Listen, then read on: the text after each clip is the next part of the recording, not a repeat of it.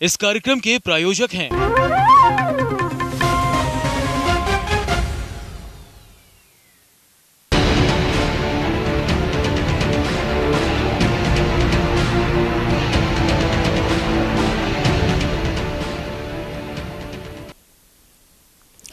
नमस्कार, news India पर आपका स्वागत है। मैं हूं रजनी।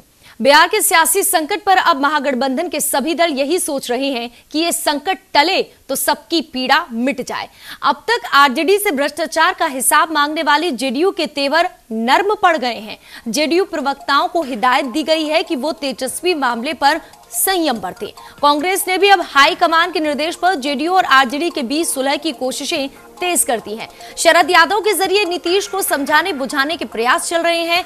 बीजेपी ने कांग्रेस पर यह कहकर हमला बोला है कि वो अपना अस्तित्व बचाने के लिए ये कोशिश कर रही है। लालू और तेजस्वी भी आश्वस्त है कि संकट अब टलने की दिशा में आगे बढ़ रहा है। लिहाजा पिता पुत्र ने मीडिया का जमकर मखौल उड़ाया। तो क्या वाकई बिहार का सियासी संकट अब सुलझने के दौर में है? प्राइम टाइम में इसी पर करेंगे चर्चा।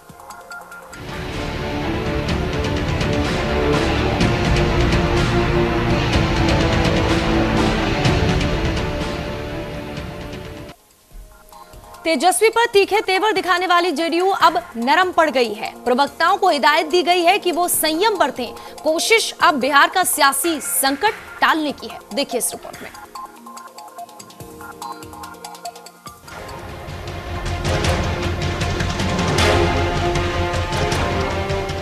बिहार का सियासी संकट उसी दिशा में मुड़ता दिखाई दे रहा है जिसकी उम्मीद की जा रही थी। नीतीश कुमार बैकफुट पर आने लगे हैं।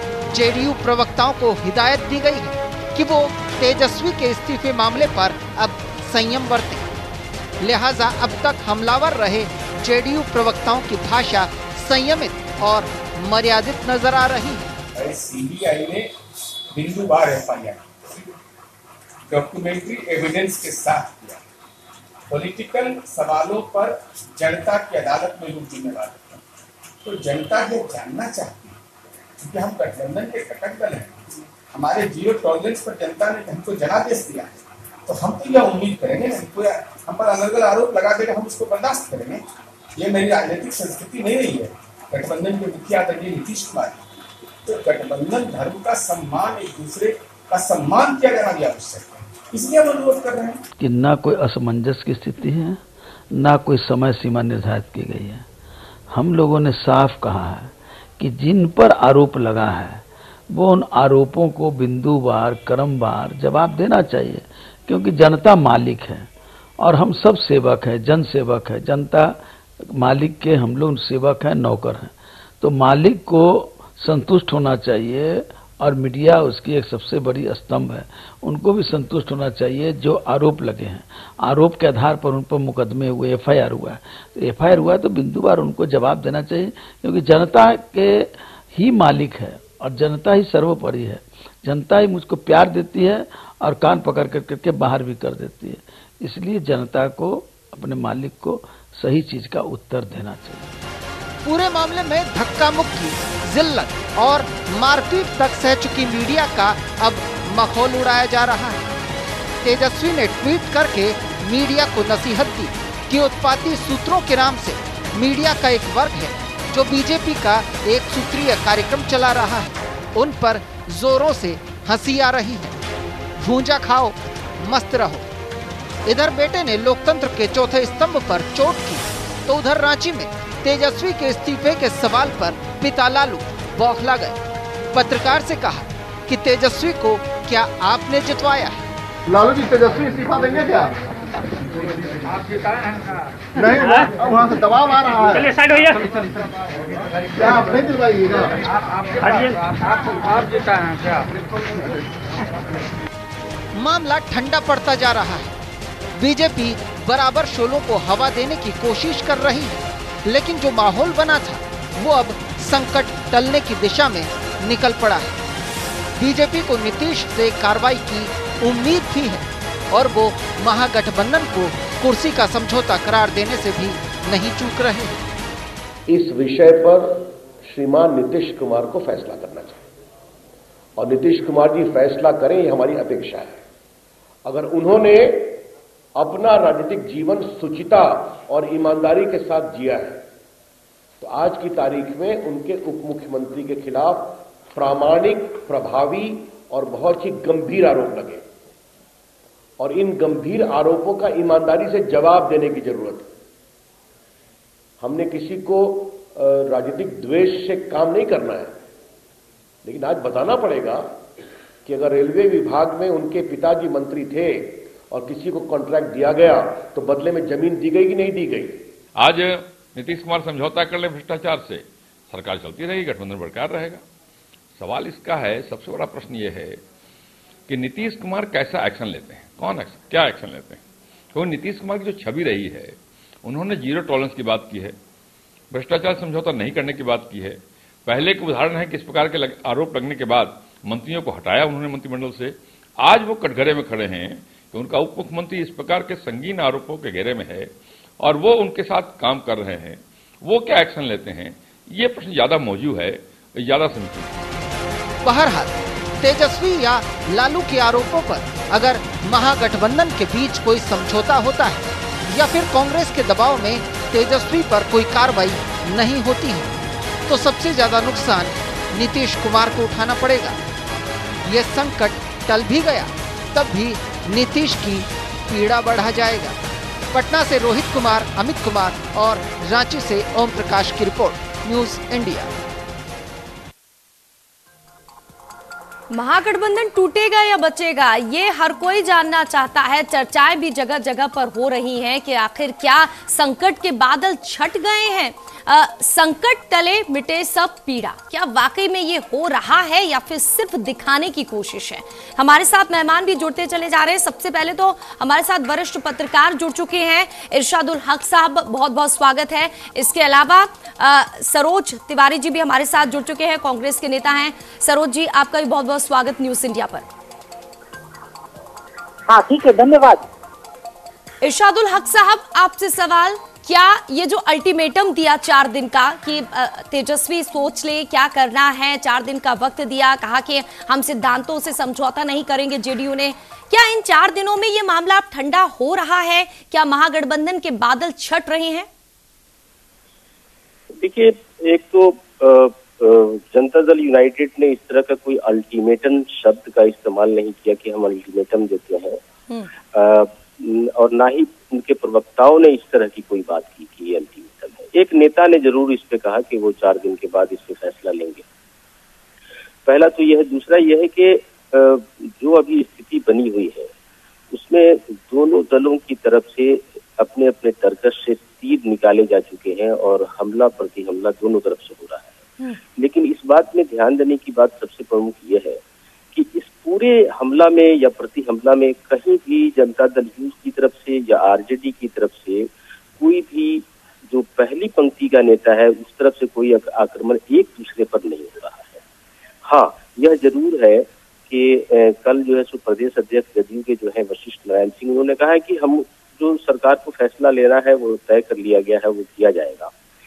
तो इसके अलावा जो उनके दूसरे प्रवक्ता हैं, नीरज कुमार, संजय हैं या फिर और भी जो लोग हैं, उन्होंने बार बार एक दूसरे पे हमला प्रति हमला जरूर किया है। और बात यहाँ तक आ गई है कि जनता आरजेडी के लोग कह रहे हैं कि हमारे 80 विधायक हैं, ये कह रहे हैं कि आपके पास 80 विधायक हैं तो आप 2009 की स्थिति, 10 की स्थिति को देखिए जब आपके पास 23 विधायक थे।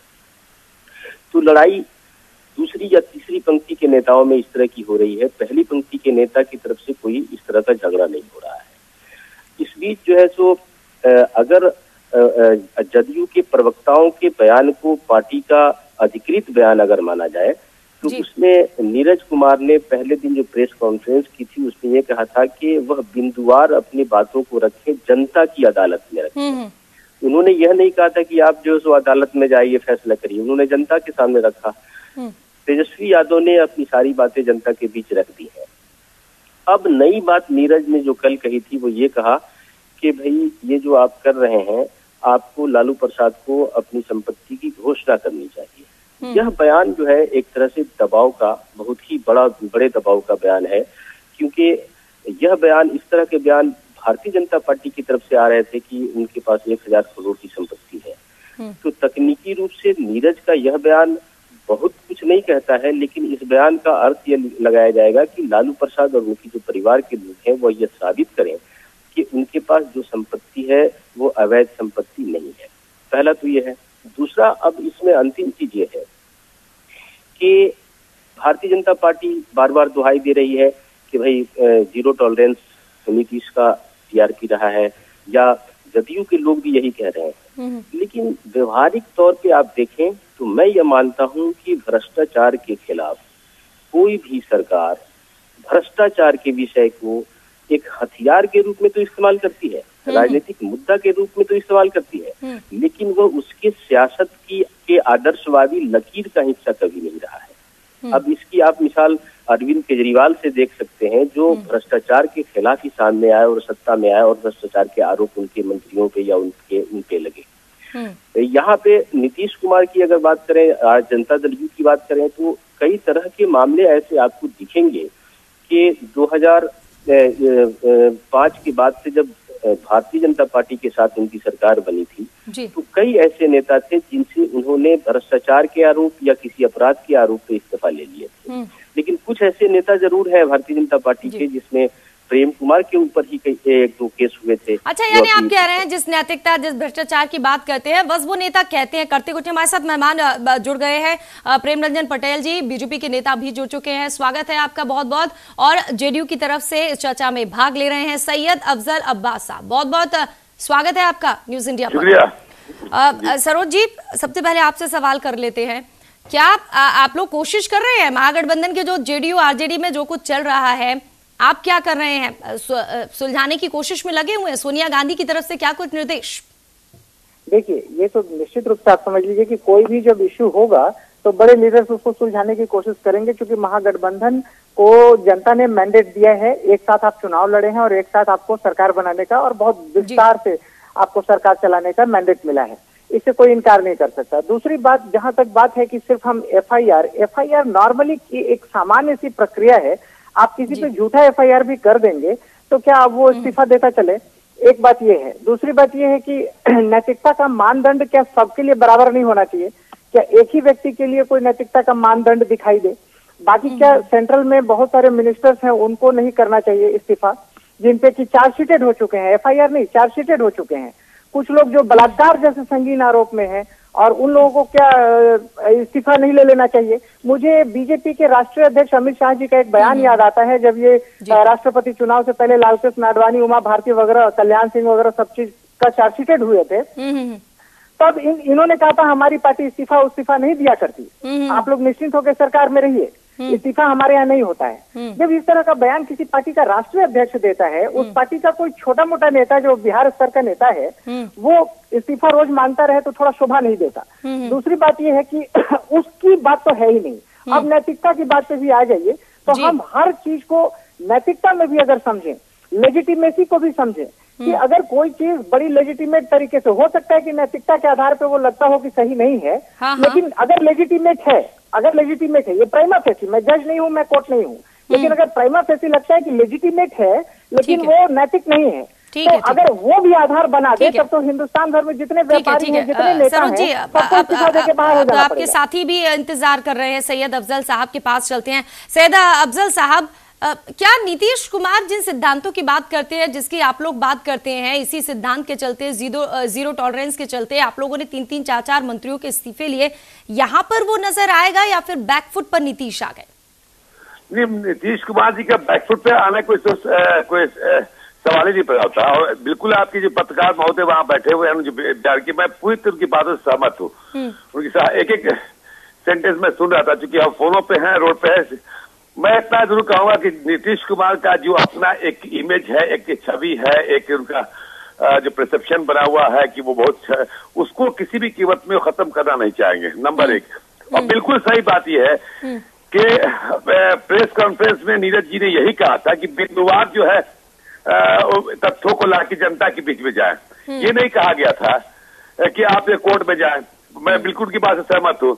तो मैं समझता हूँ कि ये जो डिमांड जो जेडीयू की तरफ से हो रहा है, तो कम से कम ये अपनी बात तो रखे, ठीक है, वो अपना जो तर्क दे रहा है, आरजेडी जो तर्क दे रहा है वो अलग बात है, लेकिन हमारी डिमांड है कि जो आरोप आप पे लगाए गए हैं उन आरोपों को जनता के बीच में जाकर क्लियरिफाई करे, जस्टिफाई करे, ताकि जनता जो दिग्भ्रमित ना हो। और ये जो आरोप लगाया जाएगा कि नीतीश कुमार के कैबिनेट में भ्रष्ट है, ये है, वही बीजेपी के लोग बोलेंगे और लोग भी बोलेंगे, उससे निजात मिल सके। मेन लेवल समझ यही आती है। ठीक है।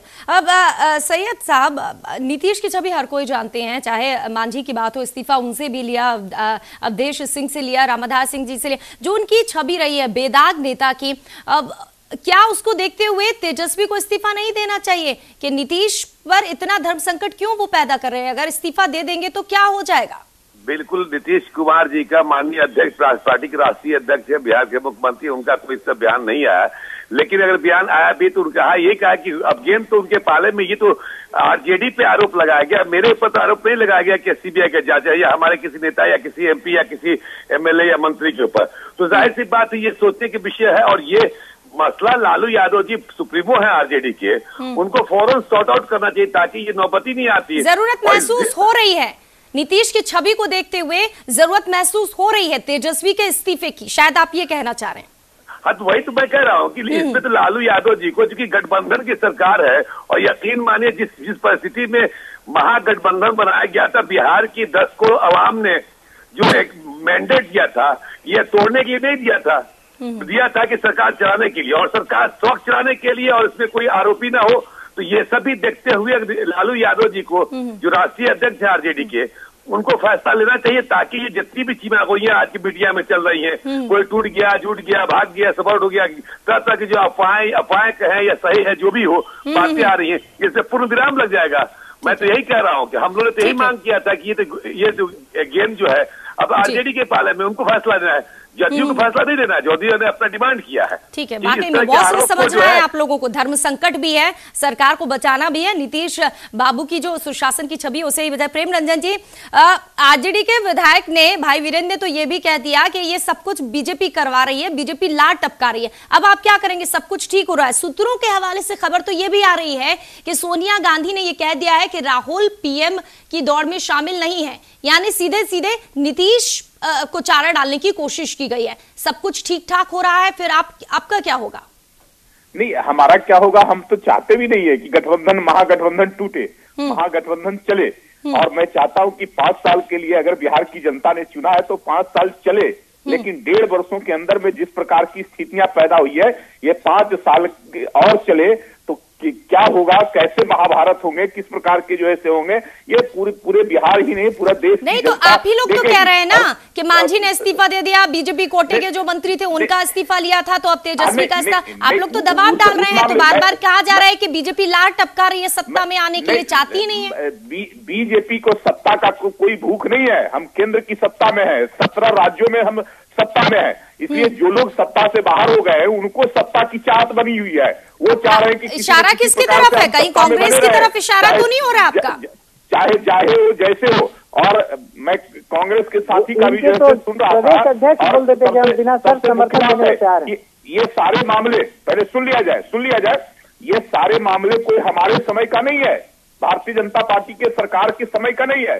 2008 में आज मंत्री हैं ललन सिंह और शिवानंद तिवारी, आप बार बार वही कह रहे हैं। हाँ, आप कह रहे हैं यूपीए की सरकार थी तब ये केस उठाया गया था। ठीक है, सुन लिया जाए, शरद यादव के नेतृत्व में प्रधानमंत्री मनमोहन सिंह से जाकर के मिलकर स्मार पत्र दिया था लोगों ने। सरोज जी, आप कुछ कह रहे थे, आप ही की तरफ इशारा था कि बीजेपी तो सत्ता में है, आप लोग भ्रष्टाचारियों का साथ दे रहे हैं, आप लोग ही ये सब कुछ कर रहे हैं। मैं एक चीज बता दूं, मैं भ्रष्टाचारियों के साथ देने पे मैं बता दूं कि 2G 3G कॉलजी जितना ये लोग आरोप लगाए थे, उन सब में जितने लोग जेल गए थे यूपीए सरकार कांग्रेस के लीडरशिप में ही गए थे।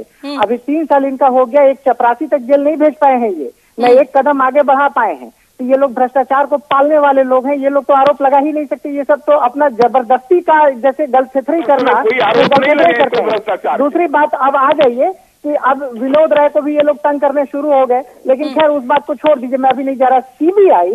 सीबीआई को किस तरीके से आप मिसयूज कर रहे हैं, मुझे इतना बड़ा कोई हीनियस क्राइम नहीं दिखाई दिया जिसके लिए 10-12 घंटा किसी के घर पे छापा मारा जाए। बजाय इसके कि व्यापम में 52 लोग मर गए जिसका कोई पता नहीं चला। आज तक व्यापम वाले सीबीआई अपना काम कर रही है। अब 12 घंटे कितनी पूछताछ होती है वो सीबीआई के ऊपर है। आप उस पर सीबीआई काम कर रही है, ये लोग समझ रहे हैं। ठीक है, आप किसी पे भ्रष्टाचार का आरोप लगा, उसको सफाई देनी चाहिए, मैं सहमत हूँ। इसमें कहीं कोई दो राय नहीं। उसको सफाई देनी चाहिए, उसको कोर्ट में जाना चाहिए, ट्रायल में जाना चाहिए, जिस भी तरीके का ट्रायल हो। लेकिन बात यह है कि आप पूरे हिंदुस्तान ये बताइए, इस्तीफा देने की जरूरत नहीं है। अगर तेजस्वी बेदाग है तो इस्तीफा देना।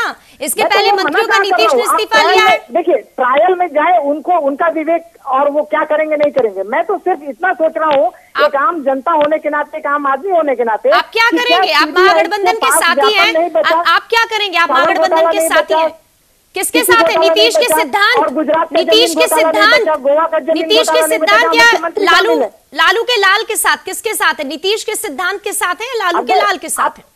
मेरी एक सिंपल सी बात समझ लीजिए कि अगर आप इतना ईमानदार दिखाना चाहते हैं कि सीबीआई ईमानदार है, 2-4 जो बीजेपी पे आरोपित लोग हैं उन पे भी मार देते, सब पे मार देते ना, तो ये दिखाई देता। लेकिन आप एक किसी को मारना नहीं चाहते। सीबीआई का मामला है, सीबीआई अपना काम कर रही है। आप लोग तोता कहें या मुर्गा, कुछ भी, किसी को कुछ भी कह ले, अब मैना कहने को तैयार नहीं है। सरोज जी, आप कुछ भी कह ले, उससे मतलब नहीं है। बात ये हो रही है कि ये वही नीतीश है। जरा इनसे पूछ लिया जाए, सुन लीजिए, एक मिनट, जरा इनसे पूछ लिया जाए, सीबीआई का इस्तेमाल ये लोग करते रहे हैं। ये बता दें कि जब लालू यादव को चारा घोटाला के तहत सीबीआई ने FIR किया था, चार्जशीट किया था, और सब लोग हो जाएगा। मैं भी नहीं जानता ना, मैं तो कोई कोर्ट कचहरी हूँ। सुन लीजिए, अगर आप भी कहेंगे, प्रेम रंजन जी कहेंगे, तो जनता क्या सुनेगी? ये जरा बता दें कि जब लालू यादव के चारा घोटाला के समय में FIR ने चार्जशीट किया था, उस समय केंद्र में यूपीए की सरकार थी। ये बता दें कि उस समय इन्होंने इस्तेमाल कर करके सीबीआई के माध्यम से लालू यादव पर मुकदमा करवाया था। ये बता दें वैसे मान लिया उस समय हमने क्या गलती की, जनता ने हमें रिजेक्ट करके दिखाया, हरा के दिखाया। यानी आपने गलती की, गलती दोहरा रहे हैं जिस गलती का आप ढिंढोरा पीटते थे। यानी आप लोगों ने इस्तेमाल किया था। सरोज जी, आप लोगों ने इस्तेमाल किया था सीबीआई का बेजा, आप ये कहना चाह रहे हैं? यूपीए करती रही है। अभी दिख रहा है सीबीआई का नंगापन, उस समय नहीं दिख रहा था। चारा घोटाला कोई हमारे समय में नहीं निकला था। चारा घोटाला का जांच चल रहा था, उस बीच में चलिए ठीक है, आपने कह दिया हमने गलती की थी, हमने सीबीआई का गलत इस्तेमाल किया था, इसीलिए सत्ता से बाहर हो गए। ठीक है, अभी सत्ता से बाहर ना होना पड़े, सरोज जी अभी सत्ता से बाहर ना होना पड़े, इसके लिए क्या कुछ कर रहे हैं? 4 दिन की बात कहने वाले रमई राम 4 दिन की बात कही थी, 4 दिन का तेजस्वी को वक्त दिया है। वो वक्त आप लोगों के लिए भी संकट का है। कैसे उभरेंगे इस संकट से ताकि पीड़ा हर जाए? संकट नहीं हुआ करता। हम लोग इस प्रजातंत्र को दिए हैं और बड़ी प्राउड के साथ फील करते हैं कि हमने इस देश को प्रजातंत्र दिया है और हम लोग हारे आज पहली बार नहीं है, कई बार हारे हैं। और जेडीयू के नेता क्या कह रहे हैं? सैयद साहब की बात आपने सुनी? सैयद साहब की बात सुनी आपने? सरोज जी, सैयद साहब की बात सुनी आपने? महागठबंधन में आपके साथी हैं, वो कितने अच्छे से कह रहे हैं कि अगर तेजस्वी ऐसे हालात हैं तो तेजस्वी को इस्तीफा देना चाहिए, नीतीश का सम्मान करना चाहिए। क्या आप नहीं मानते? कहा कि देखिए, सुन लीजिए, मैं यही तो कह रहा हूँ कि इस्तीफा दे देना, सब लोग दे दे, इनको भी दे देना चाहिए, सब लोग दे दे। ये तो बहुत नैतिकता की बात होती है। सैयद साहब कह रहे हैं, जेडीयू के प्रवक्ता कह रहे हैं ये बात, किसको, नीतीश को इस्तीफा देना चाहिए क्या? आम आदमी की हैसियत से लगता है, मुझे एक आम आदमी की हैसियत से लगता है कि ये एक तरीके से पक्षपात होगा अगर हम बाकी सबका इस्तीफा न ले, ले लें। सरोज जी, जेडीयू के नेता कह रहे हैं, सैयद अफजल साहब कह रहे हैं, नीतीश सिद्धांतों की बात करते हैं, इस्तीफा दे देना चाहिए तेजस्वी को जब तक ये सब कुछ जांच चल रही है नैतिकता के आधार पर। आपको नहीं लगता? देंगे कि नहीं देंगे ये उनका विवेक है, मुख्यमंत्री मालिक है, मुख्यमंत्री लेंगे कि नहीं लेंगे ये उनका विवेक है। लेकिन मैं एक ऑर्डिनरी आदमी की हैसियत से बोल रहा हूं और राजनीति समझने वालों की हैसियत से बोल रहा हूं कि अगर राजनीति में ये इतिहास है कि क्या अभी कल्याण सिंह को गवर्नर पद से दे देना चाहिए? ठीक है, वहां नहीं जाते, हम यूपी नहीं जाएंगे, हम कहीं नहीं जाएंगे, हम कहीं नहीं जाएंगे, हम बिहार में ही रहेंगे। बिहार में संकट है, बिहार की जनता का सवाल है, न्यूज इंडिया वो सवाल उठा रहा है। सैयद अफजल साहब, आप सुन रहे हैं, आपके एक साथी चुप हैं जिन पर राजद पर आरोप लगा है, दूसरा साथी कह रहा है हम उनके साथ हैं। अब आप क्या अकेले नहीं पड़ गए? जी, फिर सवाल रिपीट कीजिए। सैयद अफजल साहब, कहीं आप अकेले तो नहीं पड़ गए हैं? राजद कुछ कह नहीं रही, आप कह रहे हैं कि लालू को ये सोचना चाहिए, दाग उन पर लगे हुए हैं, कांग्रेस कह रही हम तो उनके साथ हैं। दूसरी तरफ आप अकेले तो नहीं पड़ गए? नीतीश बेबस तो नहीं हो गए? अकेले और ज्वाइंट कोई बात ही नहीं है। जो मौजू है, जो समस्या है, जो आज के इशू बना, उसकी बात हो रही है। इसमें अकेले और दुकेले की कोई बात तो है नहीं। जहां आप एक बात अभी बोल रही थी, नीतीश कुमार के विश्वस्त सूत्रों से ये खबर या क्या बोल रहे थे, तो जाहिर सी बात है भाई, जो भारतीय जनता पार्टी के लोग, ये लोग भी कहते थे नीतीश कुमार में पीएम मटेरियल है, और हम लोग भी कहते हैं नीतीश कुमार एक एबल और कैपेबल ऐसे लीडर हैं जो एक लीड कर सकते हैं। मुझे भी खबर ऐसी मिली है जैसा नीतीश ने लोक संवाद में कह दिया था कि भाई मैं नहीं हूं दौड़ में, ये कह दिया था उन्होंने, लेकिन अब खबरें आ रही हैं अगर वो समझौता करते हैं तो ये मान लिया जाए ना कि राहुल को पीछे हटा दिया है, नीतीश को आगे कर दिया है, इसीलिए उन्होंने समझौता कर लिया। नीतीश कुमार जी में इतना टैलेंट है कि सबको लेके चलने की और काउंटर करने के लिए बात है। मैं दावे के साथ कहता हूँ कि आज सब लोग हिंदुस्तान में एकदम निष्पक्ष लोग कहते हैं नरेंद्र मोदी का कोई जवाब देने वाला कोई हिंदुस्तान में आज के डेट में अगर है तो वो नीतीश कुमार काउंटर कर सकते हैं, किसी में दम नहीं है। इसलिए इसी आधार पर लोग कहते हैं हम प्रधानमंत्री की बात नहीं कर रहे, नीतीश कुमार में टैलेंट है, और जाहिर सी बात है कांग्रेस सरकार वही टैलेंट दिखना है, वही टैलेंट जनता को देखना है। सुशासन बाबू अपनी छवि बचाते हैं या सरकार, इसका इंतजार सबको है। इरशादुल हक साहब, आपसे जानना चाहेंगे, ये जो कुछ हो रहा है बार बार वही, क्या संकट के बादल छट जाएंगे, सबकी पीड़ा हर ली गई है, क्या ऐसा लग रहा है कुछ आपको? देखिए, नीतीश कुमार ने जब भारतीय जनता पार्टी का साथ छोड़ा था तो उनसे लोगों ने कई बार इस दौरान पूछा कि क्या आप बीजेपी के साथ आएंगे, तो उन्होंने स्पष्ट कहा है कि अब सवाल ही नहीं पैदा होता है पीछे मुड़ करके देखने का। नीतीश कुमार ने संघ मुक्त भारत की बात कही है जी। तो मुझे निजी तौर पे ये लगता है कि नीतीश कुमार उसी गलती को बार बार नहीं दोहराएंगे कि एक बार इस पार्टी में, एक बार उस पार्टी में, एक बार इस पार्टी में, ऐसा वो नहीं करने वाले। जी जी। असल ये मामला है कि भारतीय जनता पार्टी, नीतीश कुमार के सामने जो उनका गठबंधन है 80 विधायकों का, उनकी पार्टी से बड़ी पार्टी है वो, लेकिन एक मुख्यमंत्री के हैसियत से इस तरह के मामलों में अपने गठबंधन सदस्य पार्टियों को पस्त करने की उनकी रणनीति है कि आप ठीक है, आप कह रहे हैं कि नीतीश पूरी कोशिश करेंगे गठबंधन को बचाने की। बहुत बहुत शुक्रिया आपका सरोज तिवारी जी, आपका शुक्रिया, सैयद साहब आपका शुक्रिया, और प्रवक्ता हमारे साथ बीजेपी के जुड़े प्रेम रंजन जी, आपका बहुत बहुत शुक्रिया। तो वाकई में जिस तरीके की राजनीति अभी हम देख रहे हैं, जानकार ये कह रहे हैं ना ही लालू कुछ ऐसा करेंगे कि सरकार खतरे में आ जाए, ना ही नीतीश कुछ ऐसा करेंगे। क्या वाकई में ऐसा होगा, संकट टलेगा और मिट जाएगी सब पीड़ा? देखने वाली बात है। आप देखते रहिए न्यूज़ इंडिया, तमाम खबरें जारी रहेंगी। प्राइम टाइम में इतना ही।